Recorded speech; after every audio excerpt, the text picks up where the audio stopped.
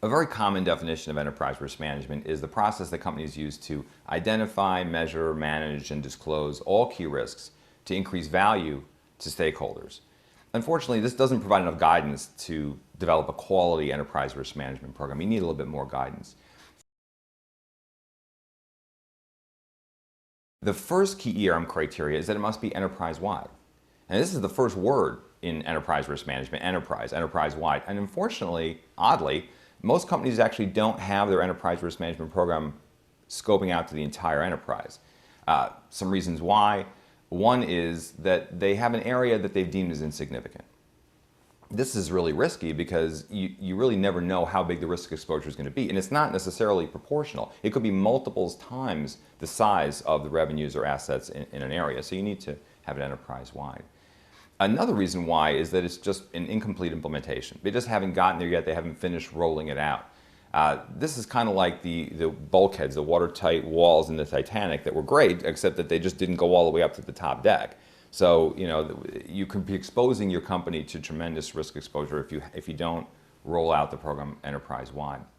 Another reason why an enterprise risk management program does not reach the full scope is that there's an area called a golden boy, or a unit called golden boy. And they're golden in terms of they've generated such growth in terms of profits or revenues that they've been able to exempt themselves from corporate scrutiny, including a corporate enterprise risk management program. Without that scrutiny, the company could be taking risks it doesn't intend to or doesn't understand.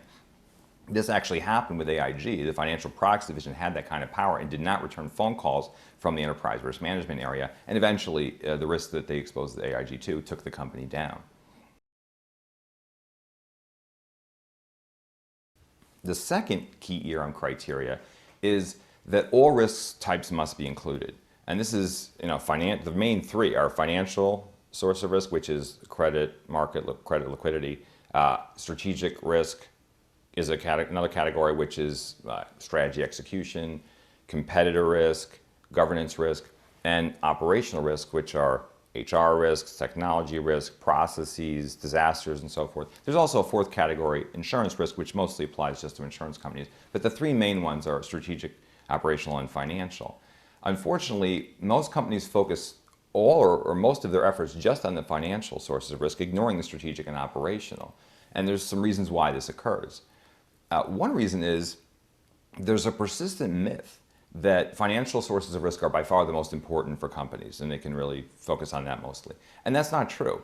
Virtually every industry study I've seen, including some research that I directed and co-authored recently, showed that by far strategic is the largest source of risk. Almost 2/3 of the sources of risks come from strategic sources, and the next largest is operational, which is almost a third, leaving a small remainder for financial. Even for financial services companies, at most it looks like 15%, or only 1/7 of the sources of risk come from financial sources of risk.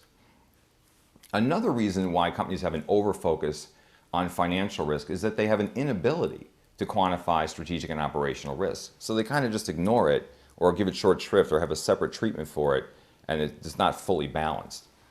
A third reason why companies have an overfocus on financial risk is financial analyst bias.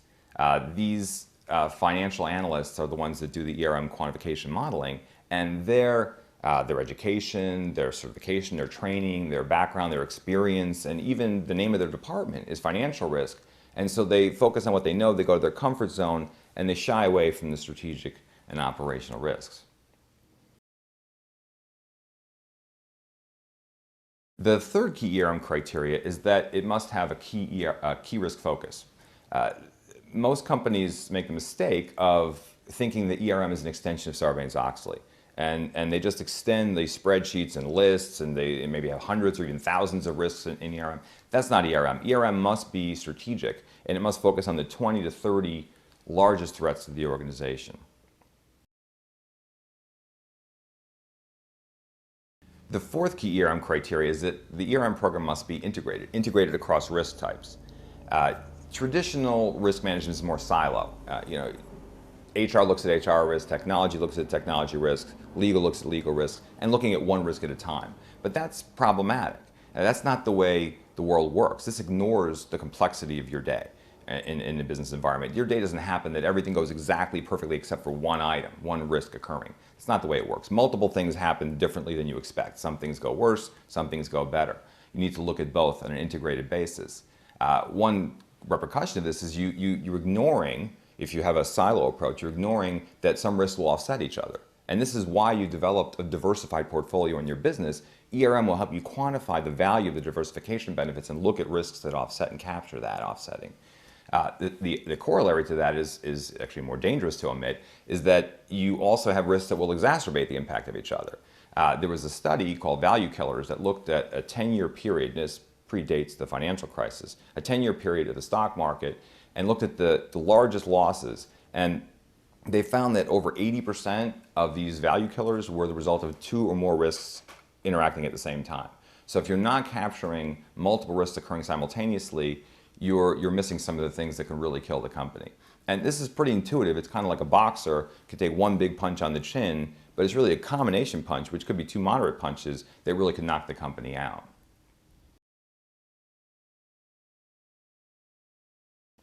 The fifth key ERM criteria is that ERM program must be aggregated in terms of its metrics. You have to aggregate the metrics to the enterprise level. Again, there's that word enterprise in enterprise risk management. And there's two key metrics that need to exist at the enterprise level. The first is your current risk exposure.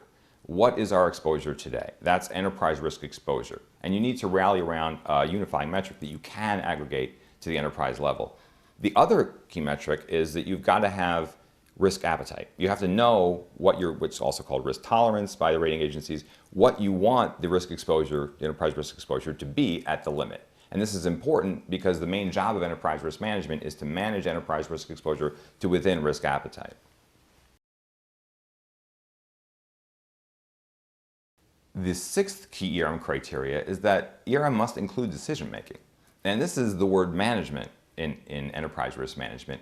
And oddly, this one is also skipped by many companies. They go through the work of doing risk identification, prioritization, risk measurement, quantification, and then they skip the risk decision-making step and they just report. They do risk messaging. They report the information to the board. Here's a heat map. Here's our top 10 list. Here's our red, yellow, green color coding for how it's going. And they actually skip the opportunity to make better risk return decisions using the ERM information. The seventh key ERM criteria is that ERM must balance risk and return management. Traditional risk management was more about mitigation, downside volatility. And the folks that did this work, they were more, no, don't do this, don't do that. And they often weren't brought into the decision-making table. In contrast, enterprise risk management balances risk and return management. Upside and downside volatility are both in scope. So risk-taking is in scope. And this is critical because it's the key linkage between risk and return.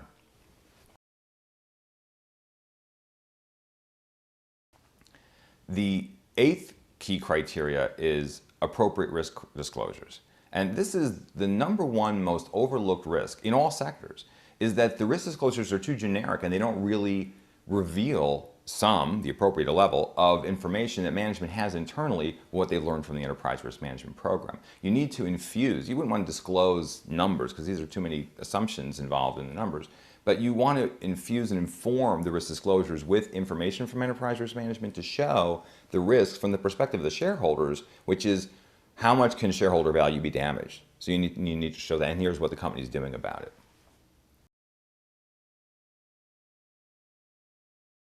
The ninth key ERM criteria is you actually have to measure value impacts. And this is part of the definition. We talked about that enterprise risk management is a process, so forth, that adds value to stakeholders. Well, people often talk about value-added projects, but who's actually measuring value? You can't manage it if you don't measure it. So you have to measure the impact of risks potentially on the value of the company, as well as opportunities, and manage the two together. The 10th key ERM criteria is you have to have a primary stakeholder focus. You have to know who your primary stakeholder is and focus on that. For corporates, that would be shareholders. And so managing and increasing shareholder value should be the number one priority. Unfortunately, many ERM programs focus too much on secondary stakeholders, especially in financial services companies are focusing too much on the rating agencies. You don't maximize shareholder value by maximally satisfying secondary stakeholders, rating agencies included. There's an optimal level to which you would want to satisfy them and keep measuring the impact on shareholder value and focus on the primary stakeholder.